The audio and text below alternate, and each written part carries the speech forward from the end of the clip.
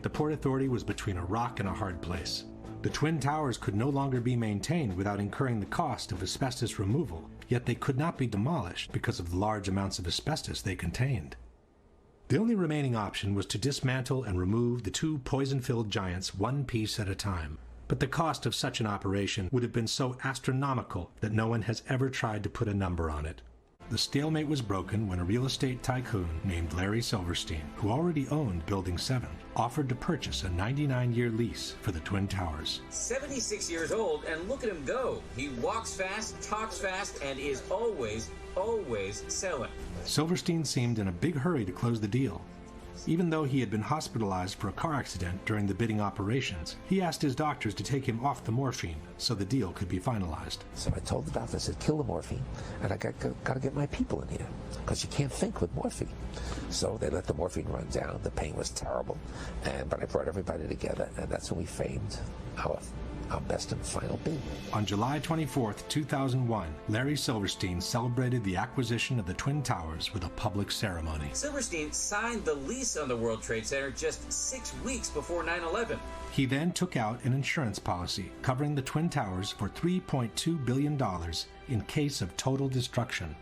Silverstein then began spending every morning of the week in his new office in the North Tower. And so my mornings were spent at the Trade Center, and then by noon I was back uptown. But on September 11, luckily for him, Silverstein didn't go to work. Even though he had already scheduled a business meeting in the North Tower, he found out that his wife had made an appointment for him at the dermatologist. The morning of September 11th, Silverstein was scheduled to have breakfast at the restaurant at the top of the North Tower. He canceled at the last minute at the insistence of his wife, Clara, who wanted him to go see his dermatologist. That particular morning, my wife, God bless her, had made an appointment for me at the doctor. And I said, okay, yes, dear, I'll go. Everyone who was in that restaurant that morning perished. And then, just minutes later, received a telephone call to turn on a television set and witnessed this horrendous circumstance. This is how, on the evening of September 11, Larry Silverstein found himself in control of some 12 million square feet of new office space to be built on some of the most valuable real estate in the world.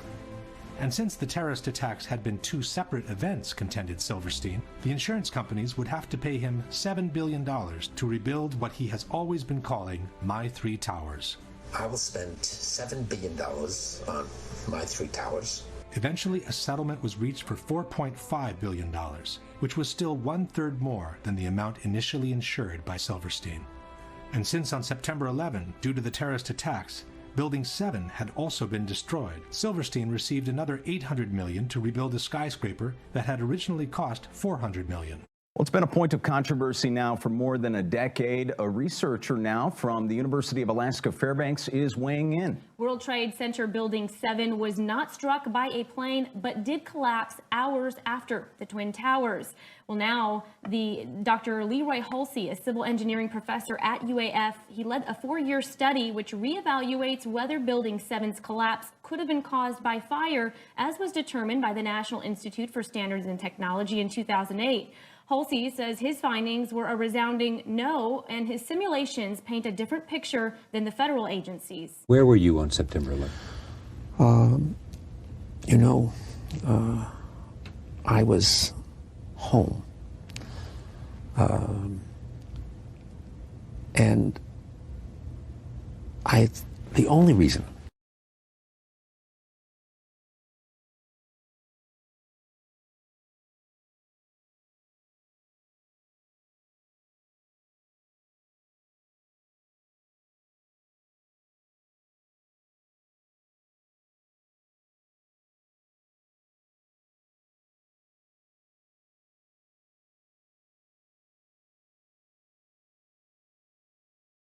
First and foremost, I want to give all praise, honor, and glory to the Most High, Yahweh, Bahashim, Yahweh Shai, Bahashim Rakak Badash. I want to give double honors to the elders and apostles at Great Millstone that taught me this truth and rule well. And I want to say Shalom to you, Akim and Akwat, that are pursuing this truth diligently. Coming at you once again with another lesson. Alright, and as you saw in the opening clip, alright, let's get this music started back up. Alright, and as you saw in the opening clip, alright, this is a video, all right, that I, of course, found on Reddit. All right, and it's dealing with the days leading up to, all right, well, the weeks leading up to the event that took place known as 9/11. All right, and the owner of it, called Larry Silverstein, or Silverstein, all right. So as you heard, all right, he bought it, all right, a whopping what, six weeks before, all right, and he also took an insurance policy on it, all right. In the case of anything, coincidentally, all right, in case anything happened to it, all right, he would be paid out, all right. And also more coincidentally, and we know it's not a coincidence, all right, I'm just saying coincidentally, to poke fun, all right, we know that the insurance policy was worth more than he actually paid for the buildings, all right. So it was all a situation of him wanting to get paid more, all right. Let's grab a scripture real quick, all right. This is Psalms 58:3. And it reads, "The wicked are estranged from the womb. They go astray as soon as they be born, speaking lies." All right? And the wicked meaning Esau, Edom. And as we know, this guy, Larry Silverstein, all right, would be an Edomite. All right, more than likely a Amalekite with the last name of Silverstein. All right, which would be the, the fake us's. All right? So, hey. Let's play a little bit more of this. Let's touch on a few clips. Let's see. The stalemate was broken when a real estate tycoon named Larry Silverstein, who already owned Building 7, offered to purchase a 99-year lease for the Twin Towers. 76 years old, and look at him go. He walks fast, talks fast, and is always coming up here in a moment. Should Silverstein seemed in a big hurry to close the deal. See? Even though he had been hospitalized for a car accident during the bidding operations, he asked his doctors to take him off the morphine so the deal could be finalized. So I told the doctors to kill the morphine, and I gotta get my people in here, because you can't think with morphine. So they let the morphine run down. The pain was terrible. Larry Silverstein celebrated 2001. July 24th, 2001, Larry Silverstein celebrated the acquisition of the Twin Towers with a public ceremony. Silverstein signed the lease on the World Trade Center just 6 weeks before 9/11. He then took out an insurance policy covering the Twin Towers for $3.2 billion in case of total destruction. All right, $3.2 billion in case of total destruction. All right, use that word again. Coincidentally, total destruction, huh?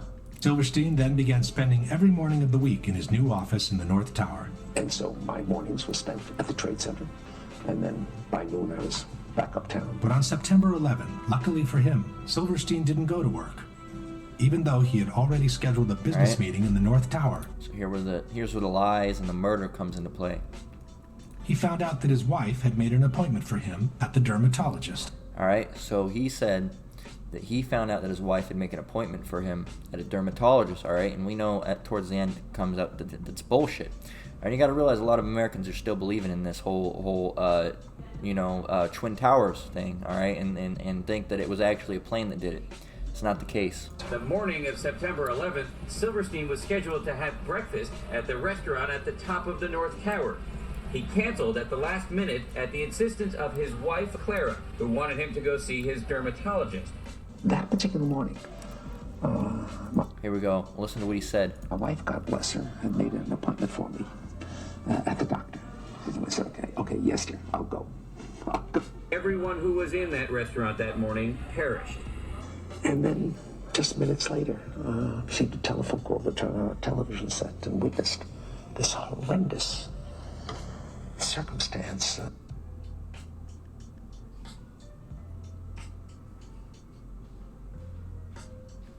right, remember what he said?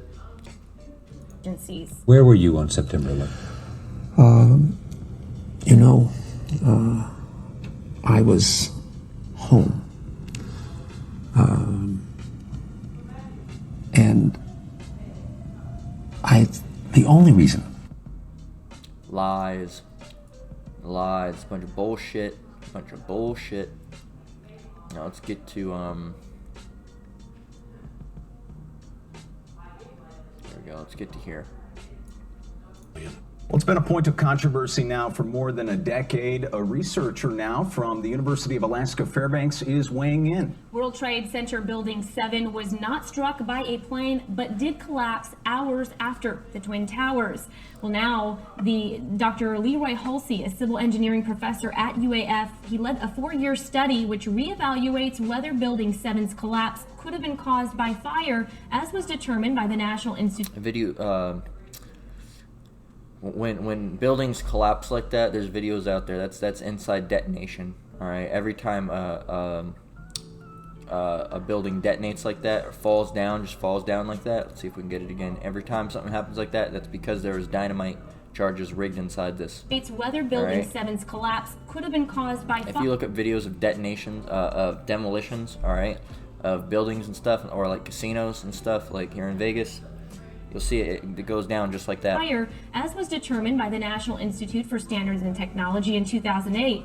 Halsey says his findings were a resounding no, and his simulations paint a different picture than the federal agencies. Where were you on September 11th? I was home. And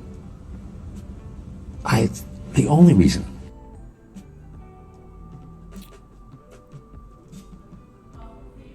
The Port Authority was between a Get rock that real quick.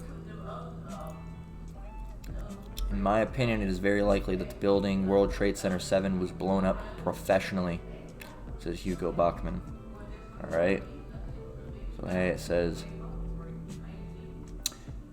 interprets a few existing video recordings as evidence that the building the World Trade Center 7 was blown up with great probability. Alright? So hey, Esau's lies, right? Psalms 58:3, once again, the wicked are estranged from the womb, they go astray as soon as they be born, speaking lies.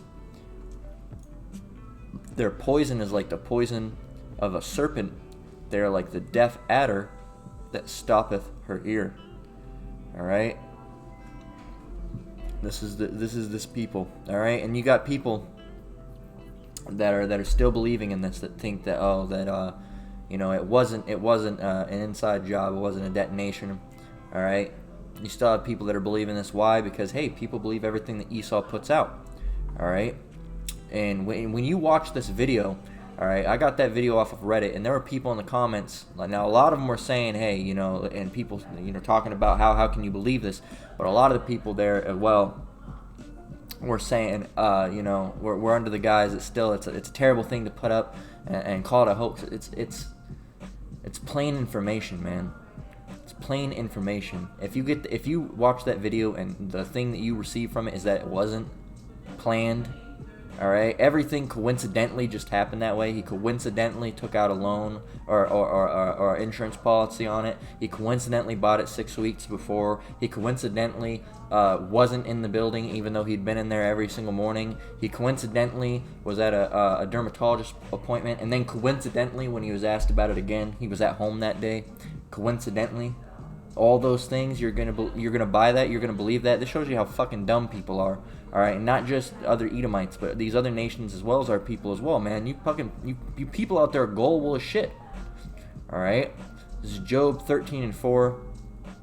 All right, you are all forgers of lies. You're all physicians of no values. Who? Esau Edom. Who's Esau Edom? The so-called white man.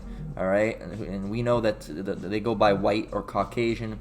We know their real term, the real nationality for those people are Edomites. All right, just as we know the so-called Negroes, Latinos, and Native Americans, their true nationality is the Israelites. All right, that the Bible speaks of. All right, now you should know, well, if you don't, even if you come from church, you should know about the story of Jacob and Esau. So hey, that's those people. That's Edomites for you. All right, always wicked, always will be. All right, and that's why they got to be wiped out. This is Psalms 55:21. The words of his mouth were smoother than butter, but war was in his heart. His words were softer than oil, yet were they drawn swords. All right, so they're gonna sound smooth. All right, you got your presidents, you got your senators. All right, you got your mayors, your any type of spokespeople, or your not your professionals, your celebrities. all right? All these people, and they're going to sound smooth, all right? These Edomites, all right? They're going to sound smooth. Why? Because that's what they've practiced. They have a thing called double speak, all right, where they can basically tell you the truth without telling you the truth, all right? If you look that up, it's called double speak. Double speak is a language that deliberately obscures, disguises, distorts, or reverses the meanings of words. Double speak may take the form of euphemisms, in which case it's primarily meant to make the truth sound more palatable. It may also refer to intentional ambiguity in language or to actual inversions of meaning. All right, so, you know, to deliberately obscure language. All right, so instead of saying, you know, we killed the target and set him on fire, they could say something, you know, like we eliminated the asset and, you know, had pyrotechnics deal with the fallout, all right, or something along those lines, all right. And that sounds a lot better than, hey, we killed a dude and then lit him on fire, or killed a dude and lit the building on fire, all right. They're gonna say something smooth, all right. So that's what Esau does, all right. And hey, like the apostles at Great Millstone say, all right, you cannot tell a lie if you don't know the truth, all right. And that's how we know these people are lying, all right? And that's how we know they know the truth, too. They know they're the Edomites, all right? You know, the Rothschilds, their name goes back to Red Shield, all right? It goes back to, and before, you know, Edomite, all right? So, hey, you know, these people know the truth, all right? But they're lying, all right? You can't tell a lie if you don't know the truth, all right? If you said, did you steal that money? And you said no, why would you lie about it if you knew, all right? If you took the money, then you knew, all right? So you'd have to know the truth in order to tell a lie. If someone asked you, hey, did that person over there steal, and you saw them, all right, and you say, you know, no, they didn't steal, you knew the truth, so you had to lie about it, all right? So, hey, that's what these people are masters at. They're master conmen, all right? Psalms 55 and 21, once again, the words of his mouth were smoother than butter, but war was in his heart. Behind all those words, you know, you hear that we're working on making this better. We're going to help the people. This is going to help the global population. We're going to reverse climate change. All this, all right, behind that, all right, behind all that smooth butter, all right, are swords saying, you know, we're saying this, but we're really going to kill a bunch of people, all right? Psalms 55 and 21, again in its entirety. The words of his mouth were smoother than butter, but war was in his heart. His words were softer than oil, yet were they drawn swords. All right? So, hey, these people are not to be trusted. All right? This is Ecclesiasticus 12 and 10. Never trust thine enemy, for like as iron rusteth, so is his wickedness. All right? So, hey, these people's lives are falling apart. All right? And their wickedness is falling apart, all right? It's starting to be revealed, all right? And by that, it means that they're being revealed, all right? Numbers 35 and 33, so ye shall not pollute the land wherein ye are, for blood it defileth the land. And the land cannot be cleansed of the blood that is shed therein, but by the blood of him that shed it. And the person that's shedding it is Esau, Edom, all right? They're murderers, all right? Did we grab that?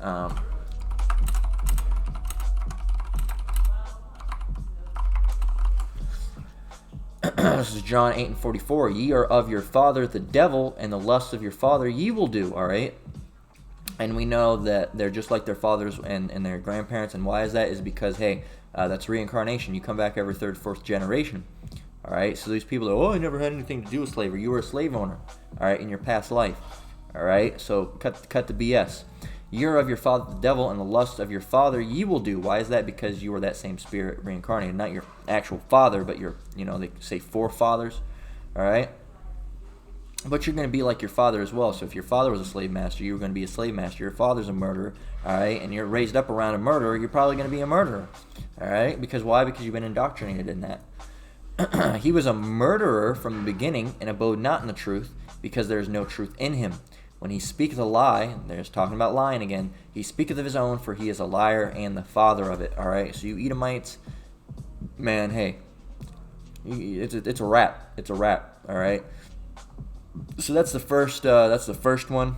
All right, no, this is a little quicker one. It's probably going to be entire. I think this is going to be a Babylon news segment. All right, I have the idea of this being a Babylon news segment. I know the Babylon news is a little bit longer generally. All right, but hey, you know, it's multiple articles, so I feel like it still works. All right, here's another video I got. All right, different topic. That's how it goes with these Babylon news. All right, multiple topics. All right, multiple scriptures. Hey, bring it out. All right, this is I'll just let you watch it, all right? It's not. So it says she was expecting holiday tickets to Dubai, but surprisingly it was a DNA test result as her boyfriend found out that the daughter she gave him belongs to another man. It's not shaking. It's not my necklace, I don't think. Let's open this out. Ooh, it feels kind of thick, okay? Hold on, it may be. Hey, this better be a ticket to Dubai for 2 weeks straight, round trip. Because you know I've been wanting to go to Dubai. Open it up. Yeah, read it. What is this? You know what it is? I just want you to know that I know. Nevaeh is not mine. She's not my daughter. Why did you do this tonight out of all minutes? Why? Because I wanted you to know that I know Nevaeh is not mine. I've had doubts. What So I went and got a doubts? DNA test. Nevaeh is not mine. She's not my daughter.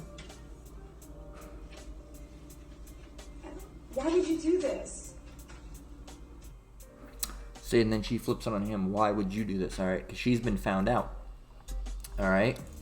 So hey, now we're gonna grab a couple scriptures. All right. Now we don't know the situation at hand. We don't know if this was you know, how this was how all actually this went through. All right. But we do know that she was claiming that it was his, which would mean more than likely they had to be together at the same time. All right. At the same time, which would mean she's an adulterer. All right, and the man that laid with her, all right, the actual father of that girl, all right, would be an adulterer as well. Let's grab a couple scriptures. It's like you. Let's grab a couple scriptures. This is Exodus 20:14. Thou shalt not commit adultery. All right. Now let's grab it. Let's get what does adultery mean? All right, for you people that might not be aware of it. All right. We actually have a scripture that'll tell you exactly to the T what it is. Let's get it. Strong's H 5003. Na'af. I'm just gonna go back to commit adultery. Here it is. Women that break wedlock. All right. Why does it say women that break wedlock? Because a man's allowed to have multiple wives. A woman is not allowed to have multiple men. All right, that's going off. All right, and hey, if you don't like it, hey, then fuck off. Then if you don't like it, you don't like it. All right, that means well, I don't like what you have to say. No, you don't like what the Bible has to say. If you don't like what the Bible has to say, that means you don't like what the Most High has to say. All right, if you don't like what the Most High has to say, hey man, that's a grave for you. That's a grave for you. All right, if you're not trusting in the Most High. All right, women that break wedlock. All right, so if a woman that already has a husband, and okay, let's clear this up. Marriage is when a man lays down with a woman. All right, that is the biblical definition of marriage. They weren't having a ceremony, and you had to go and forge a ring and get a ring, and you had to pay a priest. All right, and rent out a venue. All right, that's not how it was biblically. All right, and there, how it was back in the day. All right, biblically. What would happen was a man would lay down with a woman, all right, and they'd use a towel, all right, or a sheet, it's like a sheet, all right, and the woman's blood, all right, when he would go into the woman, the woman's blood would be on that sheet, all right, that would be a token, all right, that was her man, all right, that he was married to that woman, all right, and it would be kept, as a item to say, hey, if anybody tried to swindle out of it, it'd be like, hey, no, look, we got the proof. All right, and that's how it goes down. All right, so hey, it says to commit adultery, usually of man, always with wife or another. The definitions they give you to commit adultery of man, adultery of woman, participle, adulterous worship. So it's all over the place. All right, but definition is to commit adultery. All right, so if a man lays with a woman that has a man, he committed adultery. All right, if a woman lays with another man that's not her husband, she committed adultery. All right, so Exodus 20:14, once again, thou shalt not commit adultery. All right, it is expressly said to not do that. All right, Here we go. This will give it to you in detail. This is Deuteronomy 22 and 22. If a man be found lying with a woman married to a husband, then they shall both of them die, both the man that lay with the woman and the woman. So shall thou put away evil from Israel. All right. So in this case, biblically, it can't happen now. All right. That wouldn't be the thing. It wouldn't be circumspect to do. But biblically, that woman would be put to death, as well as the man that laid down with her. All right. Romans 7 and 3. So then, if she, now listen to here. All right, listen here. It doesn't say if man. All right, it's talking about a woman. Romans 7 and 3. So then, if while her husband liveth, she be married to another man, she shall be called an adulteress. But if her husband be dead, she is free from the law, so she is no longer an adulteress, though she be married to another man. All right, so if your husband dies, all right, that's a different story. Then you can get married again. All right, but if he's still living, hey, you're bound to that man. All right, and that's just how it is. If you don't like it, hey, then you don't like the law. All right, you don't like the word of Yahweh Shemiah Shai. All right, and that's a whole other host of problems for you. All right, if you don't want to listen to his word. This is Ecclesiasticus 25 and 19. All right, because hey, she's standing there, and one, it looks like this is on her on a so-called birthday. All right, you can tell she's getting hurt, and she tries to flip it on him. Yeah, see, why would you do this? Why did you do this? She was fully expecting that man to take care of that little girl. All right. Why? Because the man, the kid that she's probably with, all right, not that she's with, but she went and got off with, all right, probably ain't worth a shit. All right, he probably wouldn't take care of that kid in the first place. All right. He's probably full hood rat. All right, because that's what these women usually go for. All right, the hood rats. All right, drug dealers. All right, criminals. All right, murderers. All right, that's who these women love. All right, so hey, that's what they do. So they always try to flip it back on the man. It's the man's fault. It's the man's fault that she spread her legs to another man. It's the man's fault, of course. That's how they always push it off. They don't want to take any responsibility. This is Ecclesiasticus 25 and 19. All wickedness is but little to the wickedness of a woman. Let the portion of a sinner fall upon her. All right, and hey, man, our women, man, right now, they're in a terrible state. You can see them walking around, and go to any grocery store and take a look around. All right, you'll see them bitching their men. All right, throwing fits, screaming, talking loud as shit. The N-Dub's always the loudest one in the store. You can always hear it from across the store. I don't know what you're talking about. All from the loudest part of the store. Loudest part, all right. She could be you could be in a fucking Home Depot, a big ass store, and you'd be able to hear her from the other side. All right, why? Because they need attention, all right, and they just need attention, all right. It's all about them, all right, and they're very vain and proud people, all right. This is Ecclesiasticus 25 and 24. Of the woman came the beginning of sin, and through her we all die. All right, the woman's the weaker vessel, the lesser vessel. All right, they're filled with wickedness. All right, these women. All right. Every time you get with a woman, what do you got to, or if you're even talking to a woman, you gotta, ask a bunch of questions and get to know her, because you don't know how crazy they are. Right? You don't know if they actually have a man, or if they just got done with in a relationship being with a man. All right. Or if they're some type of crazy psycho. All right.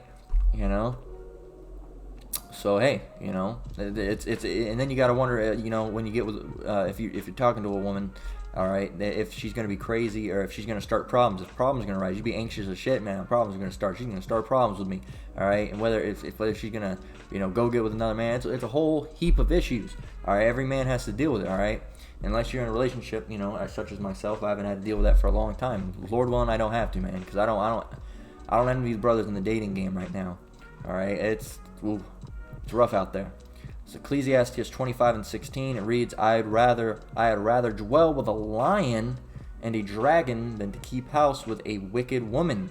All right. So hey, man, you'd be better off dwelling with a whole lion and a dragon than to be in a house with a wicked woman. Why? Because she tears the house up, tears you down. All right. Treats you like you're less of a man. All right. Does a bunch of things. All right. It's just that's how they are. All right. And society bigs that behavior up. All right. Proverbs 14 and 1. Every wise woman buildeth her house, but the foolish woman plucketh it down with her hands. All right, so it looked like she already had a man here. All right, well, it doesn't look like she had a man here. All right, it doesn't look like they're in that bad of a place. All right, they got a kitchen. All right. So hey, you know, she doesn't look like she's wearing the bummiest of clothes. All right. She was expecting a holiday tickets to Dubai, so the guy more than likely has some money. All right, but she went off and did this with another man, and so hey, it's lucky. Hey, so what was she doing? She was tearing her own house down. This is Proverbs 14:1.